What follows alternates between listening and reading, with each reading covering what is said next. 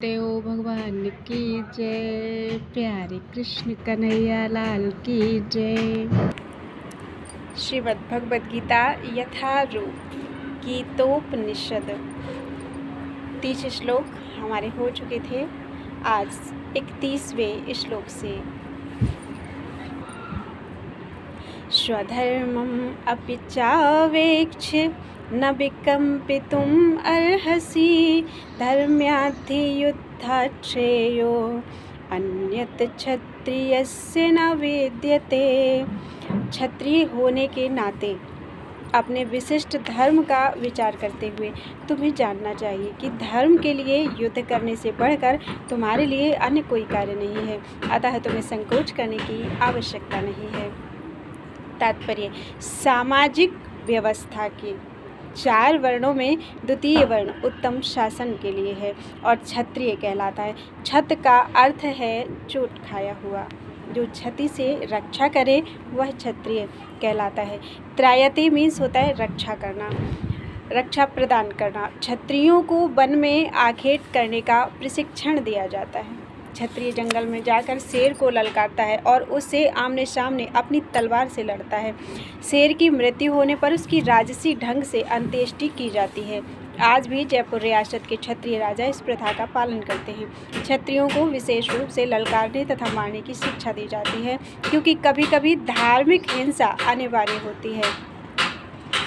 इसलिए क्षत्रियों को सीधे संन्यास आश्रम ग्रहण करने का विधान नहीं है। राजनीति में अहिंसा कूटनीतिक चाल हो सकती है, किंतु यह कभी भी कारण या सिद्धांत नहीं रही। धार्मिक संहिताओं में उल्लेख मिलता है, आहवेषु मिथोन्योन्यं जिघांसन्तो महीक्षितः युद्धमानाः परं शक्त्या स्वर्गं यान्ति पराङ्मुखाः यज्ञेषु पशवो ब्रह्मन् हन्यते सततं द्विजैः संस्कृताः किल मन्त्रैश्च ते अपि स्वर्गं वाप्नुवन्। युद्ध में विरोधी ईर्ष्यालु राजा से संघर्ष करते हुए मरने वाले राजा या क्षत्रिय को मृत्यु के अनंतर वे ही उच्च लोक प्राप्त होते हैं, जिनकी प्राप्ति यज्ञाग्नि में मारे गए पशुओं की होती है। अतः धर्म के लिए युद्ध भूमि में वध करना तथा याज्ञिक अग्नि के लिए पशुओं का वध करना हिंसा कार्य नहीं माना जाता है, क्योंकि इसमें निहित धर्म के कारण प्रत्येक व्यक्ति को लाभ पहुंचता है और यज्ञ में बलि दिए गए पशु को एक स्वरूप से दूसरे में बिना विकास प्रक्रिया के ही तुरंत मनुष्य का शरीर प्राप्त हो जाता है। इसी तरह युद्ध भूमि में मारे गए क्षत्रिय यज्ञ संपन्न कराने वाले ब्राह्मणों को प्राप्त होने वाले स्वर्गलोक में जाते हैं। स्वधर्म 2 प्रकार का होता है। जब तक मनुष्य मुक्त नहीं हो जाता तब तक मुक्ति प्राप्त करने के लिए धर्म के अनुसार शरीर विशेष के कर्तव्य करने होते हैं। जब वह मुक्त हो जाता है तो उसका विशेष कर्तव्य या स्वधर्म आध्यात्मिक हो जाता है और देहात्म बुद्धि में नहीं रहता। जब तक देहात्म बुद्धि है तब तक ब्राह्मणों तथा क्षत्रियों के लिए स्वधर्म पालन अनिवार्य होता है। स्वधर्म का विधान भगवान द्वारा होता है, जिसका स्पष्टीकरण 4th अध्याय में किया जाएगा। शारीरिक स्तर पर स्वधर्म को वर्णाश्रम शरीर के विशिष्ट वर्णाश्रम धर्म तथा आध्यात्मिक बोध का प्रथम सोपान कहते हैं। वर्णाश्रम धर्म अर्थात प्राप्त शरीर के विशिष्ट गुणों पर आधारित स्वधर्म की अवस्था से मानवीय सभ्यता का शुभारंभ होता है। वर्णाश्रम धर्म के अनुसार किसी कार्य क्षेत्र में स्वधर्म का निर्वाह करने से जीवन के उच्चतर पद को प्राप्त किया जा सकता है। यदृच्छया चोपपन्नं स्वर्गद्वारम् अपावृतं सुखिनः क्षत्रियाः पार्थ लभन्ते युद्धमीदृशम्। हे पार्थ, वे क्षत्रिय सुखी हैं जिन्हें ऐसे युद्ध के अवसर अपने आप प्राप्त हो जाते हैं, जिससे उनके लिए स्वर्गलोक के द्वार खुल जाते हैं। तात्पर्य, विश्व के परम गुरु भगवान कृष्ण अर्जुन की इस प्रवृत्ति की भर्त्सना करते हैं जब वह कहता है कि उसे इस युद्ध में कुछ भी तो लाभ नहीं दिख रहा है, इसे नरक में शाश्वत वास करना होगा। अर्जुन द्वारा ऐसे वक्तव्य केवल अज्ञानजन्य थे। वह अपने स्वधर्म के आचरण में अहिंसक बनना चाह रहा था, किंतु एक क्षत्रिय के लिए युद्ध भूमि में स्थित होकर इस प्रकार अहिंसक बनना मूर्खों का दर्शन है। पराशर स्मृति में व्यासदेव के पिता पराशर ने कहा, क्षत्रियो हि प्रजा रक्षन् शस्त्रपाणि प्रदंडयन् निर्जित्य परसैन्यादि चित्तं धर्मेण पालयेत्। क्षत्रिय का धर्म है कि वह सभी क्लेशों से नागरिकों की रक्षा करे, इसीलिए उसे शांति तथा व्यवस्था बनाए रखने के लिए हिंसा करनी पड़ती है। अतः उसे शत्रु राजाओं के सैनिकों को जीतकर धर्मपूर्वक संसार पर राज्य करना चाहिए। यदि सभी पक्षों पर विचार करें तो अर्जुन को युद्ध से विमुख होने का कोई कारण नहीं था।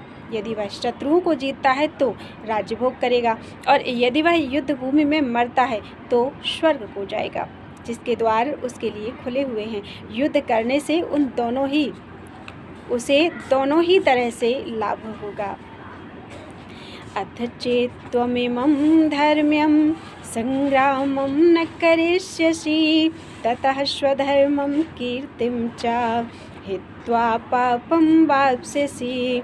किंतु यदि तुम युद्ध करने के स्वधर्म को संपन्न नहीं करते तो तुम्हें निश्चित रूप से अपने कर्तव्य की उपेक्षा करने का पाप लगेगा, और तुम योद्धा के रूप में भी अपना यश खो दोगे। तात्पर्य: अर्जुन विख्यात योद्धा था। उसने शिव आदि अनेक देवताओं से युद्ध करके यश अर्जित किया था। शिकारी के वेश में शिवजी से युद्ध करके तथा उन्हें हराकर अर्जुन ने उन्हें प्रसन्न किया था और वर के रूप में पाशुपत अस्त्र प्राप्त किया था।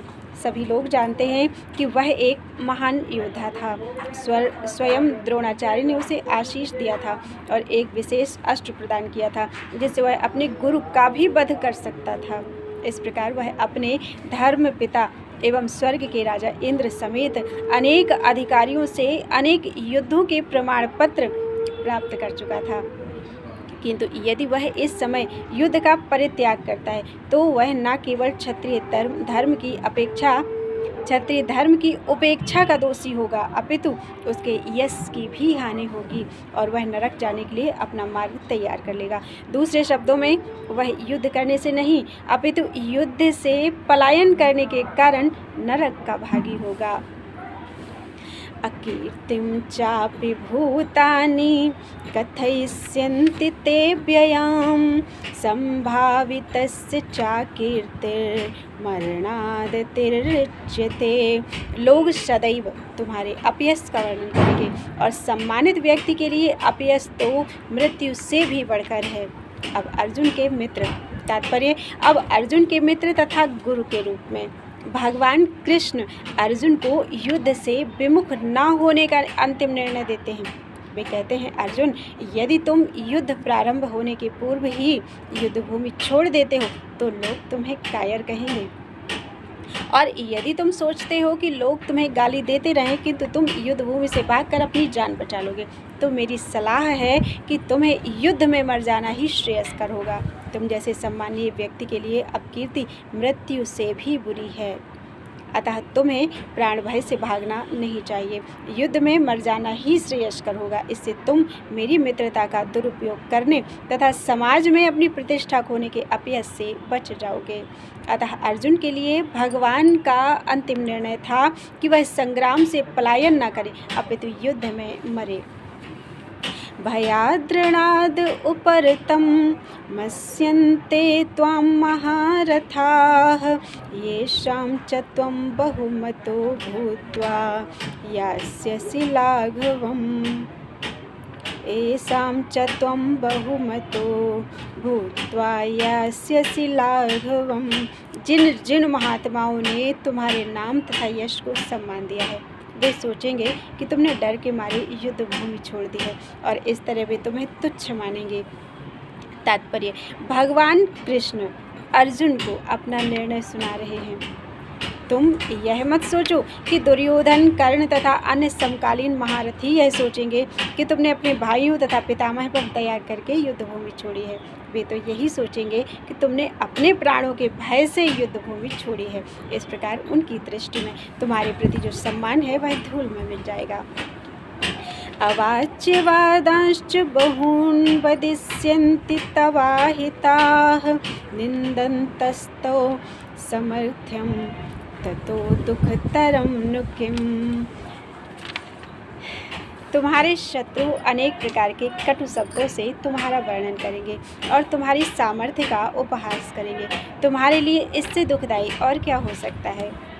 तात्पर्य, प्रारंभ में ही भगवान कृष्ण को अर्जुन के अयाचित दया भाव पर आश्चर्य हुआ था कि उन्होंने इस दया भाव को अनार्योचित बताया था। अब उन्होंने विस्तार से अर्जुन के तथा कथित दया भाव के विरुद्ध कहे गए अपने वचनों को सिद्ध कर दिया। हतो वा प्राप्स्यसि स्वर्गं जित्वा वा भोक्ष्यसे महीं तस्माद् उत्तिष्ठ कौन्तेय युद्धाय कृतनिश्चयः। हे कुंती पुत्र, तुम यदि युद्ध में मारे जाओगे तो स्वर्ग प्राप्त करोगे और यदि तुम जीत जाओगे तो पृथ्वी का साम्राज्य भोग करोगे। अतः दृढ़ संकल्प करके खड़े हो जाओ और युद्ध करो। तात्पर्य, यद्यपि अर्जुन के पक्ष में विजय निश्चित थी, फिर भी उसे युद्ध करना था, क्योंकि यदि वह युद्ध में मारा भी गया तो वह स्वर्गलोक हो जाएगा। सुख दुखे समे कृत्वा लाभालाभौ जया जयौ ततो युद्धाय युज्यस्व नैवं पापं वाप्स्यसि। तुम सुख या दुख, हानि या लाभ, विजय या पराजय का विचार किए बिना युद्ध के लिए युद्ध करो। युद्ध के लिए युद्ध करो। ऐसा करने पर तुम्हें कोई पाप नहीं लगेगा। तात्पर्य, अब भगवान कृष्ण प्रत्यक्ष रूप से कहते हैं कि अर्जुन को युद्ध के लिए युद्ध करना चाहिए, क्योंकि यह उनकी इच्छा थी। कृष्ण भावनामृत के कार्यों में सुख या दुख, हानि या लाभ, जय या पराजय को कोई महत्व नहीं दिया जाता। दिव्य चेतना तो यही होगी कि हर कार्य कृष्ण के निमित्त किया जाए, चाहे वह युद्ध ही क्यों ना हो। अतः भौतिक कार्यों का कोई बंधन फल नहीं होता। जो कोई सतोगुण या रजोगुण के अधीन होकर अपनी इंद्रिय तृप्ति के लिए कर्म करता है, उसे अच्छे या बुरे फल प्राप्त होते हैं।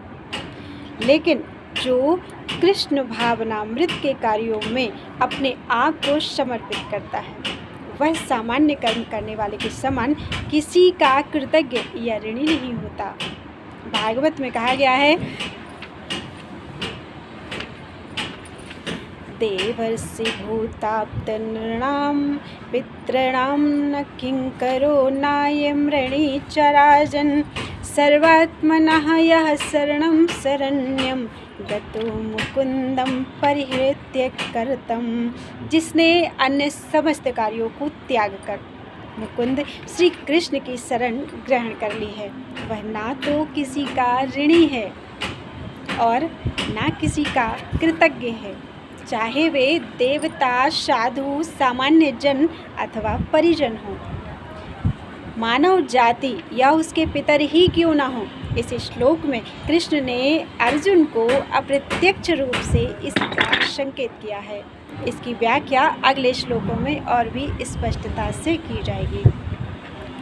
एषा ते विहिता सांख्ये बुद्धिर्योगे त्विमां शृणु बुद्धया युक्तो यया पार्थ कर्मबंधं प्रहास्यसि। यहाँ मैंने वैश्लेषिक अध्ययन सांख्य द्वारा इस ज्ञान का वर्णन किया है। अब निष्काम भाव से कर्म करना बता रहा हूँ, उसे सुनो। हे प्रथापुत्र, यदि तुम ऐसे ज्ञान से कर्म करोगे तो कर्मों के बंधन से अपने को मुक्त कर सकते हो। तात्पर्य, वैदिक कोश निरूक्ति के अनुसार सांख्य का अर्थ है विस्तार से वस्तुओं का वर्णन करने वाला। तथा सांख्य उस दर्शन के लिए प्रयुक्त होता है जो आत्मा की वास्तविक प्रकृति का वर्णन करता है, और योग का अर्थ है इंद्रियों का निग्रह।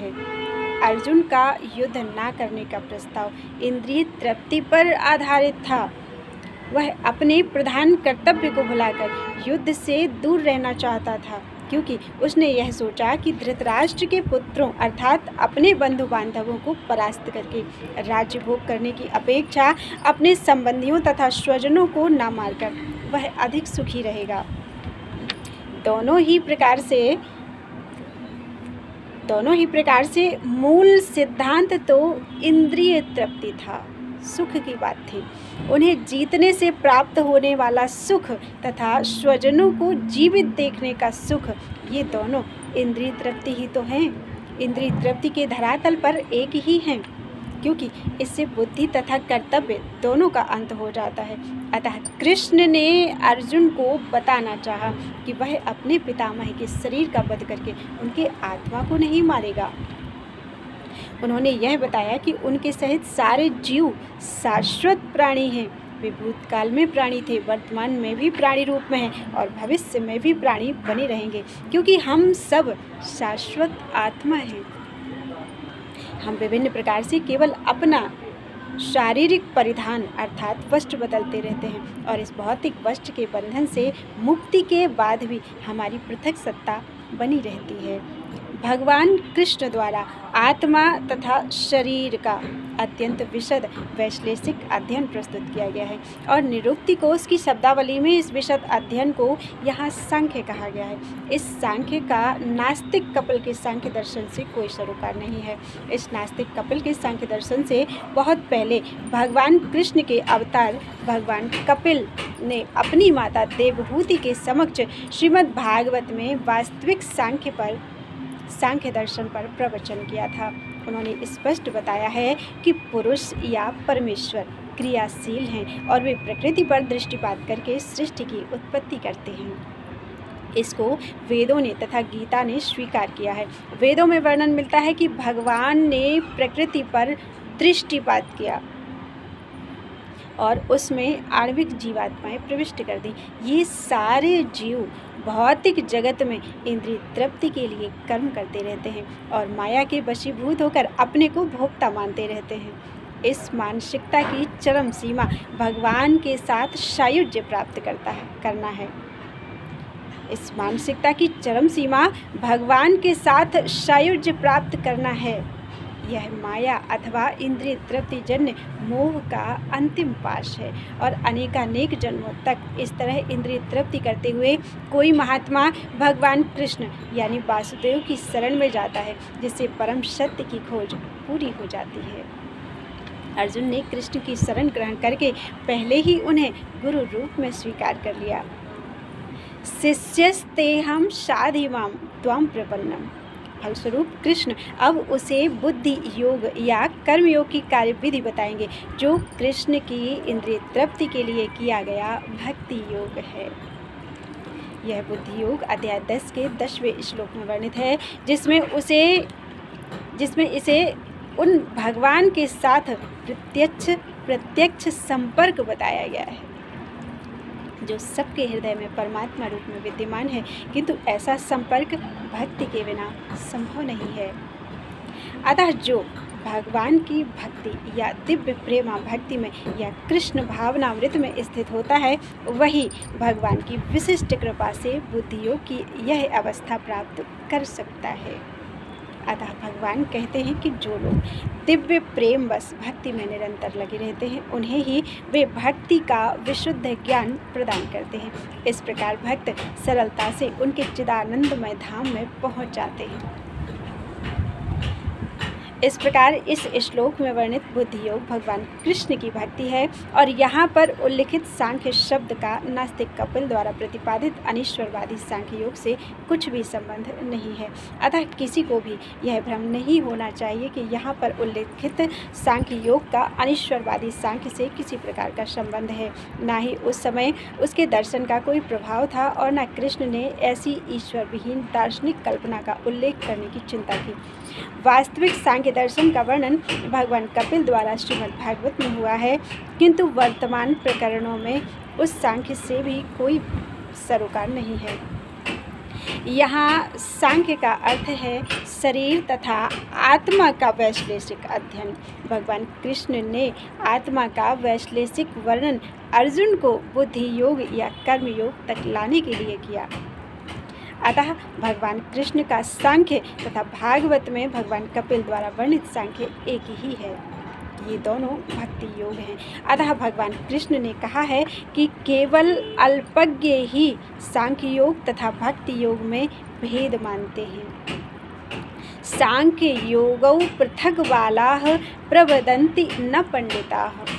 निस्संदेह अनीश्वरवादी सांख्य योग का भक्ति योग से कोई संबंध नहीं है, फिर भी बुद्धिहीन व्यक्तियों का दावा है कि भगवद गीता में अनीश्वरवादी सांख्य का ही वर्णन हुआ है। अतः मनुष्य को यह जान लेना चाहिए कि बुद्धि योग का अर्थ कृष्ण भावनामृत में पूर्ण आनंद तथा भक्ति के ज्ञान में कर्म करना है। जो व्यक्ति भगवान की तुष्टि के लिए कर्म करता है, चाहे वह कर्म कितना भी कठिन क्यों ना हो, वह बुद्धि योग के सिद्धांत के अनुसार कार्य करता है और दिव्य आनंद का अनुभव करता है। ऐसी दिव्य व्यस्तता के कारण उसे भगवत कृपा से स्वतः संपूर्ण दिव्य ज्ञान प्राप्त हो जाता है और ज्ञान प्राप्त करने के लिए अतिरिक्त श्रम किए बिना ही उसकी पूर्ण मुक्ति हो जाती है। जीवन रहते हुए ही जीवन मुक्त बन जाता है।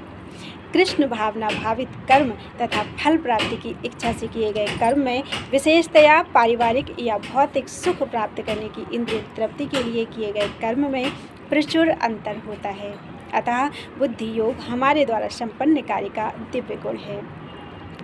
नेहाभिक्रम न सोष्टि प्रत्यवायो न विद्यते स्वल्पमप्यस्य धर्मस्य त्रायते महतो भयात्। इस प्रयास में ना तो हानि होती है और ना ही ह्रास, अपितु इस पथ पर की गई अल्प प्रगति भी महान भय से रक्षा कर सकती है। तात्पर्य, कर्म का सर्वोच्च दिव्य गुण है कृष्ण भावनामृत में कर्म, अर्थात जो भी करना है कृष्ण के लिए करना है, कृष्ण के खुशी के लिए, कृष्ण के प्रेम के लिए। तो कृष्ण भावनामृत में कर्म या इंद्रिय तृप्ति की आशा ना करके कृष्ण के हित में काम करना है। जो वो करवाना चाहते हैं करते जाइए। ऐसे कर्म का लघु आरंभ होने पर भी कोई बाधा नहीं आती, ना कभी इस आरंभ का विनाश होता है। भौतिक स्तर पर प्रारंभ किए जाने वाले किसी भी कार्य को पूरा करना होता है, अन्यथा सारा प्रयास निष्फल हो जाता है। किंतु कृष्ण भावनामृत में प्रारंभ किए जाने वाला कोई भी कार्य अधूरा रहकर भी स्थायी प्रभाव डालता है। अतः ऐसे कर्म करने वाले को कोई हानि नहीं होती, चाहे यह कर्म अधूरा ही क्यों न रह जाए। यदि कृष्ण भावनामृत का 1% भी कार्य पूरा हुआ है तो उसका स्थायी फल होता है। अतः अगली बार 2% से शुभारंभ होगा, किंतु भौतिक कर्म में जब तक 100% सफलता ना मिले तब तक कोई लाभ नहीं होता। अजामिल ने कृष्ण भावनामृत में अपने कर्तव्य का कुछ ही प्रतिशत पूरा किया था, किंतु भगवान की कृपा से उसे 100% लाभ मिला। इस संबंध में श्रीमद् भागवत में एक अत्यंत सुंदर श्लोक आया है। त्यक्त्वा स्वधर्मं चरणाम्बुजं हरेर्भजन् पक्वोऽथ पते तत्तो यदि। पते तत्तो यदि, कुछ शब्द में बोल नहीं पाती हूँ, गलतियाँ हो जाए माफ़ कर देना। पते तत्तो यदि यत्र क्वा वा भद्रं भूदमुष्य किं को वार्थ आप तो भजताम स्वधर्मतः। यदि कोई अपना धर्म छोड़कर कृष्ण भावनामृत में काम करता है और फिर काम पूरा ना होने के कारण नीचे गिर जाता है तो इसमें उसको क्या हानि है। और यदि कोई अपने भौतिक कार्यों को पूरा करता है तो इससे उसको क्या लाभ होगा। अथवा जैसा कि ईसाई कहते हैं, यदि कोई अपनी शाश्वत आत्मा को खोज कर संपूर्ण जगत को पाले तो मनुष्य को इससे क्या लाभ होगा। भौतिक कार्य तथा उनके फल शरीर के साथ ही समाप्त हो जाते हैं, किंतु कृष्ण भावनामृत में किया गया कार्य मनुष्य को इस शरीर के विनष्ट होने पर भी पुनः कृष्ण भावनामृत तक ले आता है। कम से कम इतना तो निश्चित है कि अगले जन्म में उसे सुसंस्कृत ब्राह्मण परिवार में या धनी मानी कुल में मनुष्य का शरीर प्राप्त हो सकेगा, जिससे उसे भविष्य में ऊपर उठने का अवसर प्राप्त हो सकेगा। कृष्ण भावनामृत में संपन्न कार्य का यही अनुपम गुण है। बोलो वृंदावन बिहारी लाल की जय। 40 श्लोक पूरे हो चुके हैं।